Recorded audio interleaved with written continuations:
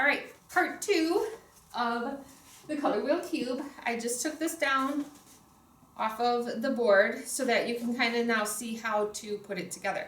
So you've done all the painting, you make sure that you have all the different components. Remember,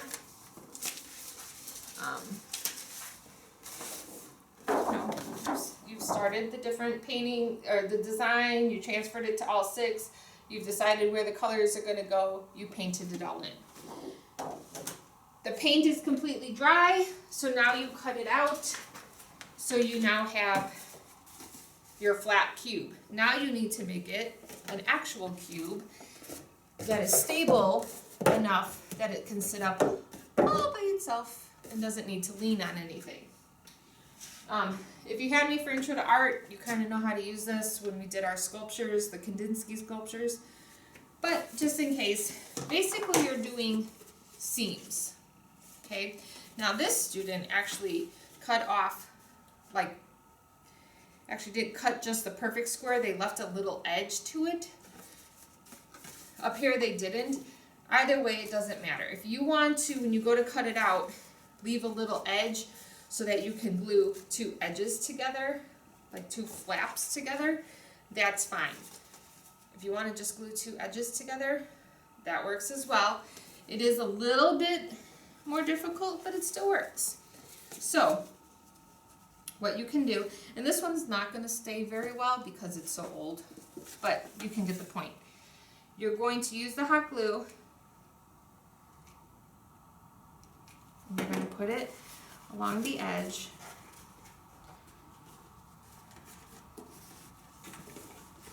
Be careful, try not to burn yourself. It might happen, you won't lose a finger, I promise. It might hurt a little bit, but you'll be fine. So now I have that corner glued.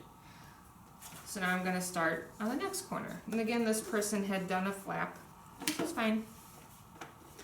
I'm going to put my hot glue. Words of advice about hot glue while I'm doing this. Number 1, if you are messing around with the hot glue and doing anything with it other than gluing your box, such as, oh, I don't know, gluing your butt to your seat or anybody else's butt to their seat, you will be written up.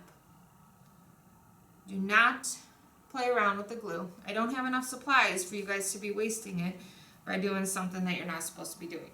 So I'm just giving you a heads up now that if you are doing anything other than creating your box with the hot glue, you will be written up. You're going to do all the sides. Now, for like edges that don't have like the little flap like what I showed, you're going to kind of line them up. You're going to put the hot glue along the top of the edge of one of them.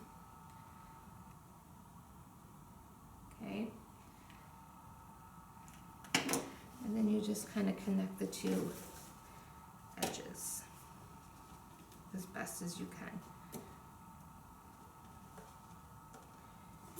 You might want to kind of hold it there for a few seconds so that the glue can start to cool, which is how it will stay together. Okay?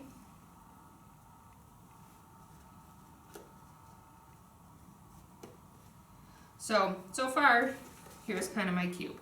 And you would do that all the way around. So, to kind of not take up any more of your time, and make sure that you unplug it when you're done, and make sure that you set it up so that it can cool without laying on anything. You will able to get one more glue stick if you need to. Real quick, the glue. If the glue end of the glue ends up in this like little window here, that means you need to put the next glue stick in. So you have one glue stick, you can see it's kind of hanging out. I have plenty of glue. But if the end of that glue ends up in this window, that means you need another glue stick, because that's the only way it's going to keep feeding it through. So kind of keep that in mind. There will be enough for everyone to have another glue stick if they need it. Okay. So let me put that up so it can start to cool down. And let's go through the grading rubric. All right. The grading rubric, you'll notice, have some gaps in it because either you did it or you didn't, kind of thing. So the first one, for 9 to 10 points, the design. It's a strong, thoughtful, creative design with overlapping parts. It's interesting to look at. You know, it's kind of fun. Doesn't have to be very intricate, doesn't have to be this elaborate design. It can be simple. A box inside a box inside a box inside a box, and then they just kind of added those lines. Clean, crisp, really well thought out design. Okay, for 9 to 10 points, 6 sides design. All 6 sides have the same design. You use the carbon paper and traced so that each and every side is exactly the same in design. Okay, it needs to all be the same. You don't have some random design on one of the sides. For 9 to 10 points, this is one of the gaps. For primary colors, for 9 to 10 points, all 3 primary colors are present on the primary side. You only get 6 to 5 points if only 2 of the colors are present, and you get only 0 to 2 points if only 1 of the colors are present. So keep that in mind. It kind of skips those points. So either you get them or you don't, basically. Secondary colors, same thing. For 9 to 10 points, all 3 of the secondary colors. So that's that. Yep, that's that one. All 3 of the secondary colors are present. 6 to 5 points if only 2, 0 to 2 points if only 1. Tertiary colors, 9 to 10 points. That one. It's that one. Where am I? 9 to 10 points if all 6 tertiary colors are present. Then it goes down 7 to 8 points if only 5 of them. 5 to 6 points if only 3 to 4 of them. 2 to 1, only 0 to 2 points if only 1. So that's kind of how the score goes down. Monochromatic. The monochromatic color side. 9 to 10 points if you have all 10 values of that one particular color, from light to dark, and the main color in between. You get all 10 points. You get 7 or 8 points if you only have 7 to 9 values. So if you skipped some of the values, you didn't get the bright white, you didn't get the really dark, or something. If you skipped a value, it drops down.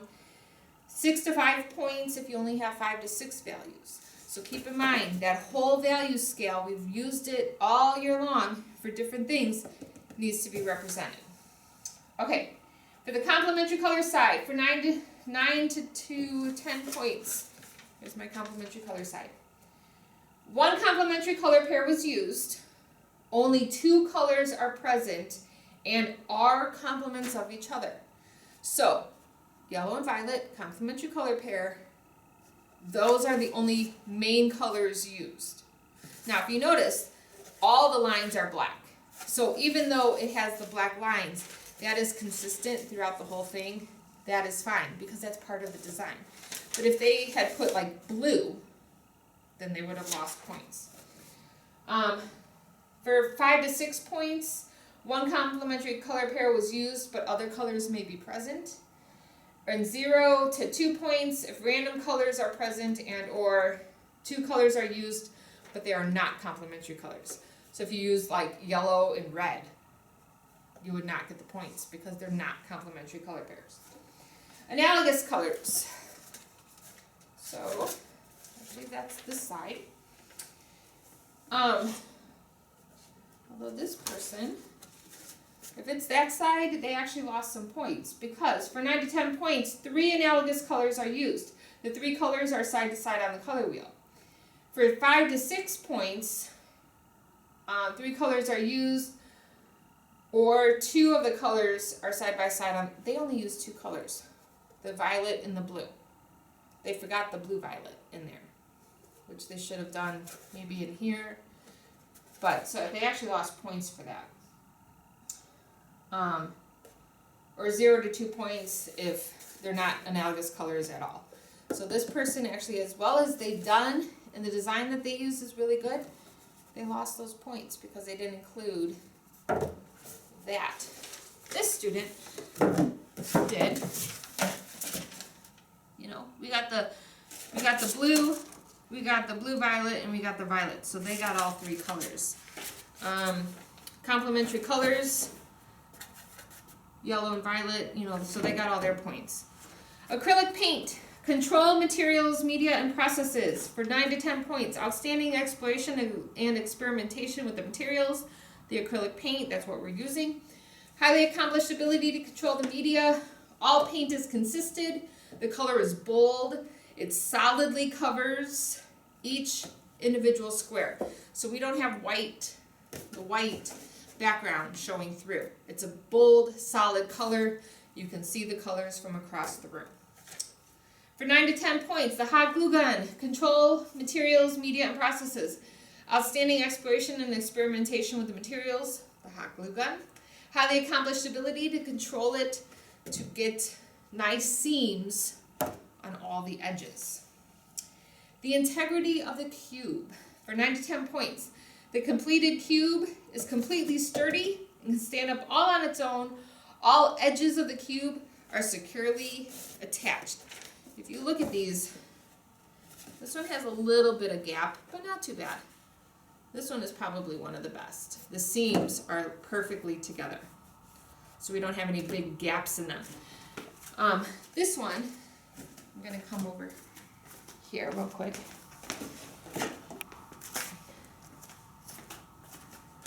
Look at that big gap. Okay, that's not controlling it very well. They didn't really get in there and get that seam closed. There's a big gap in here. Okay, so that's what I mean by the ability to control the material, of really getting those seams where we don't have these gappy areas. Or the integrity of the design. They're securely attached. This side isn't attached at all, basically. Okay, the next one, craftsmanship for 9 to 10 points. Careful time and extreme care was put into the entire painting, all of them. Excellent use of class work time. Careful time and extreme care was put into all the color values, especially like in the monochromatic, so that you have all those values. All section edges and dividing lines are clearly defined by the beginning and ending of a paint. So you can tell where the circle is because the edge of that paint ends here for the blue and starts there for the background. Okay, so it really defines the design that you created.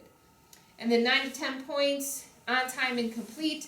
The work is completely done. No additions or corrections need to be made, and it was turned in on time. Okay, then you do the reflection. So, kind of an involved project. This is a little bit more, has a few more steps to it. The design process, transferring the design, deciding which section will be what colors, picking the actual colors that you're going to use, painting it all, cutting it out, creating your box. Okay. For grading purposes, you will probably find a corner somewhere to write your name on it so that we know it's yours and you can get credit for actually finishing it. So if you have your name on one of the boxes, that's fine. Pencils should show up. You know, you might want to pick like a light, like I would use the light green because the pencil's going to show up there. And then you'll turn the box in with the grading rubric. It won't fit in the drawer, so you might want to, I'll talk to Mr. Judge about maybe putting it on the counter, on the top over there, somewhere where it's going to be secure and he can match up. As long as your name is on your box and your name is on your paper, they can be matched up. If you don't have your name on your box, it's not going to be graded. So make sure you get your name on there so that they can be matched up and graded. And remember, if you don't grade it first, it won't be graded either. Okay? Good luck, have fun, let the design be creative, but don't go overboard. It doesn't have to be complicated. It can be simple. Simple designs can look just as amazing. If you do get more complicated, that's fine, but do realize it might take you a little bit longer to get done. Take your time. Use appropriate size paint brushes. If you have small little parts, like in my hearts one, this one up here, use a smaller paintbrush. Do not use a big paintbrush because you're not going to get those nice clean edges. So really pick paintbrushes that are going to give you those light, nice, crisp edges that you need. Make sure when cleaning up, every paintbrush gets completely washed out. No paint is left in the brush at all. The brushes get put away, brush side up, so like the plastic parts down. Water cups get dumped out and left on the side of the sinks. All the paints have their little caps on them so they don't dry out, so that we can use them. Tables are cleaned, wash it down, dry it off, because the next group coming in, they're not going to be using paint. They're not going to want paint on their work. So your tables need to be clean. Paper towel goes in the garbage, not on my floor, not on my counters. It gets thrown away. The room is clean when you're done. So give yourself plenty of time to clean up and make sure that everything is where it's supposed to be, so that the next day you can come in, you can get all the supplies, they're still available for you to use, and you can finish doing your work. Big mess ups, if you leave the room really messy, you might be ending this project before you're done. Okay, so just kind of some words of advice there. Good luck. Share ideas about designs. Maybe ask your partner when you come up with the design, what do you think? Should I add anything? Do you have any big gaps that need to be filled with maybe something? Does your design have parts that overlap each other? You know, kind of talk to each other to get ideas about really good designs. Good luck. I hope they turn out really cool. I look forward to seeing them when I come home. Well, it's kind of like home to me. When I come back and kind of see what you've done and how they look.